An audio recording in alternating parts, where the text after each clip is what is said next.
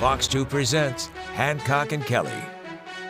Good Sunday morning and happy December. Welcome to Hancock and Kelley on Fox 2, where we take on the top issues of the week. On the right, John Hancock. Top of the morning, everyone. On the left is Michael Kelley. Happy Sunday. And I'm Andy Banker. On the agenda this morning with 2023 nearly in the rearview mirror now, hard to believe. Missouri Republicans push to keep Palestinian refugees out of the state, but the Republican governor is not on board with that. St. Louis Congresswoman Bush joins hunger strikers outside the White House. The House gives Congressman George Santos the boot, but the Speaker of the House votes to keep him around. And our quote of the week has to do with the loss of three titans of U.S. history in the span of just a few days. Former First Lady Rosalind Carter, former Secretary of State Henry Kissinger, and former Supreme Court Justice Sandra Day O'Connor. Also, John and Michael will weigh in on the DeSantis-Newsom debate on Fox News and a near tragedy at the poorly secured former Workhouse jail site in St. Louis. But we begin with Republican State Rep Chris Dinkins of Southeast Missouri, who wants to keep Palestinian refugees fleeing the Israel-Hamas war out of Missouri. The Republican governor is pushing back on that.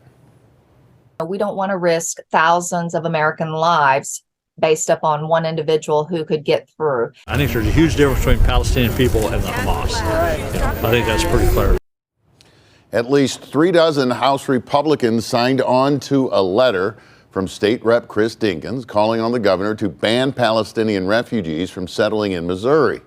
She says she has zero confidence in the Biden administration vetting refugees fleeing Gaza to weed out potential terrorist threats.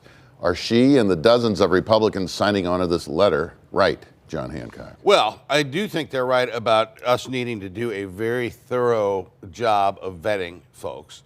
We need immigrants in this country, but we need immigrants that want to assimilate into this country. They want to come here, they want to be Americans, they want to go to work.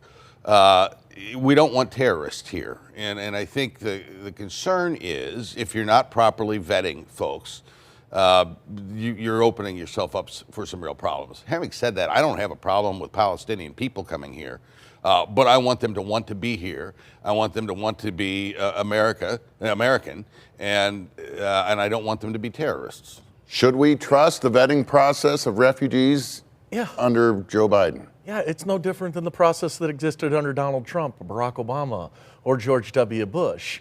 And to equate these refugees, people literally fleeing war and oppression, and compare and contrast them as to these Hamas terrorists is insulting. This type of bigotry that's coming from the Republican Party also throws out the very lines that they normally have, which is, look, we want legal immigration. It doesn't get any more legal than being a refuge and seeking refuge in the United States. And to be against this, it's un-American. The governor also, you want to ensure the safety of the American people. What's American is making sure that the folks that are coming to this country don't want to destroy it. There's nothing bigoted about that. It's protecting America. It's defending our national security. But why make it specific to Palestinians then? It shouldn't what about be Irish? specific. What about the Irish? There's a bunch of drunks. They could be coming to do some crazy stuff. It is bigotry at its very core, John. This is refugees. These people are trying to get away from a war. Yeah, it's not about Palestinians. It's about national security. It's about protecting our homeland. The governor also points out it's not the state's purview to regulate this. It's a federal issue. Well, that is true as well. Yeah. All right. Democrat St. Louis Congresswoman Bush joined hunger strikers outside the White House calling for a permanent ceasefire in the Israel-Hamas war.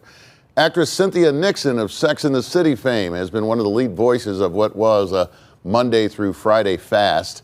Bush joined Congresswoman Rashida Tlaib in support of the hunger strike. Tlaib has been censured by congressional colleagues for fueling anti-Semitism with her continued rants against Israel. A temporary ceasefire in exchange for the release of Israeli hostages ended earlier this week. Also, the New York Times now reports that Israeli intelligence knew the October 7th Hamas attack could be coming, intercepting a detailed 40-page battle plan long before the war started. Michael, are Bush, Tlaib, and the hunger strikers maybe going to end up on the right side of this? I don't know. Well, they're doing exactly what they're up to right now, which is seeking attention. This Congresswoman, Cori Bush, said, look, one of the reasons I want to go to Washington, D.C. is to represent the 1st Congressional District. The former congressman's never here. He's never focused on St. Louis issues. Cori Bush is busy running around the world trying to solve other issues while her own district's in fire. So she spent the week up there on a hunger strike. Good for her. Guess what? There are hungry people in your district, Congressman. Come back and pay attention to them. Does it trouble you at all, the knowledge of the possible attack reaching high levels of the Israeli government long before it actually happened? Sure, but there was those same types of communications that could have said that we knew about September 11th. I think we're a long way from fully understanding what happened in early October in Israel. I think we need to take a deep breath. John? I finally found something after all these months, Andy, that I have in common with Cori Bush. We could both stand to not eat for a few days and be better off for it. Seriously, I mean, this is ridiculous. What they're doing and calling for a permanent ceasefire, that's not going to help. We need to stand by our ally Israel. They're prosecuting this war. They're trying to eliminate Hamas and the threat that Hamas poses, the imminent threat that Hamas poses from their borders. What about this intelligence report? Yeah, well, for one, I'm kind of gratified that Israel knew about it, because initially when the attack happened on October 7th, the narrative coming out was that Israeli intelligence got caught flat-footed here, and the Israeli intelligence is quite good. So they knew about it. They had an oblique reference that something was likely to happen. I don't know what you do about that, though. So I don't think, there's this speculation on the left that somehow Benjamin Netanyahu wanted to be attacked so he could, his political, right. That's bogus. But I am gratified that Israeli intelligence at least knew there was something being plotted out there. Congresswoman Bush, of course, has a primary election challenge on her hands from St. Louis County Prosecutor Wesley Bell. But now another heated St. Louis area congressional primary challenge has popped onto our radar here. This one's on the Republican side. Defeated 2022 Illinois candidate for governor Darren Bailey is going after 5-term Congressman Mike Bost's seat. Bost represents the largest portion of the St. Louis area on the Illinois side. John, what do you make of Bailey's chances? And is this red seat safely red no matter who the nominee is? Well, yeah, the seat's going to stay Republican. I think that Mike Bost is going to do very well in the district. He works it very hard. He's got very good constituent services in that district, and that matters in these local races. His office has been working very, very well with the members of that district. Bailey, who ran for governor, not well, lost by a lot, it does have a name in that area.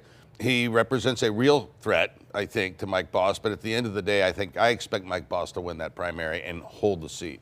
What about a guy who loses the governor's race and then turns around and runs for Congress the next year? Well, he's an opportunist. I mean, this guy wants to be something, and he's got some pretty wacky beliefs that he wants to get in there. More importantly, this puts a spotlight on 99% of the elections that take place in the St. Louis area. They are not Democrats versus Republicans. They're extremist Democrats versus regular Democrats and extremist Republicans versus regular Republicans. That's exactly what we're witnessing here with this Andrew Bailey. He's an extremist Republican, and people need to go out and vote in the primaries if they want to see common sense candidates get elected. St. Louis Mayor Tashara Jones has made closing the Workhouse City Jail a hallmark of her first term, shutting down the site shortly after the city had invested $8 million in upgrades, or close to $8 million. The site now is a city eyesore and has become a safety hazard within just the last year and a half since it closed. Multiple holes cut into the fencing there have gone unrepaired. There is no security presence. Fox 2 News confirmed that 3 young men ages 18 to 21 got inside a couple of weeks ago and inadvertently locked themselves in a jail cell. Luckily, they were able to get a hold of a relative who called police to come and let them out. The grounds are now also used as overflow for the city's tow yard. There are dozens of burned out, wrecked, and overturned vehicles on the property. St. Louis Alderman Tom Oldenburg is now demanding answers from the city's corrections and operations staff, wanting to call them before the city's public safety committee, as the mayor continues to call on St. Louis to reimagine a new use of the site, maybe a museum, native prairie land, or perhaps a go-kart track. For now, it looks like a junkyard with no security, Michael. A go-kart track. Yeah, and $8 million was invested in this to bring this up to a place that it would be safe. It's far safer than the jail that we have right now. They wanted to close the Workhouse. They spent $8 million upgrading it, closed it, and now they've turned it over like this. This is a perfect synopsis of what's going on in St. Louis. The people at the top are more interested in pushing an agenda item rather than doing what's right for their constituents. It's almost wide open. I mean, there's a chain on the door, front door, but if you want to get in there, you can just crawl through. Well, obviously, these kids got in there and locked Right. themselves in jail. That's about the only way you get in jail in the city of St. Louis anymore. When we had a prosecutor that wouldn't prosecute, then closing the jail made perfect sense, didn't it? Because we wouldn't put any. But now we've got an actual prosecutor in the city of St. Louis. You got this jail sitting empty. You're overcrowded in the jail you do have. We used to take prisoners from other places and charge them to come and incarcerate them in St. Louis City. We were making money off of that jail. And now we're sending our own prisoners outside of St. Louis and paying for it. This is the most boneheaded move by this city government that I can imagine. You got a perfectly good jail sitting there deteriorating. It's ridiculous. Up next, the Florida governor debates the California governor on Fox News, and George Santos gets expelled from Congress, even though the Speaker of the House voted to keep him.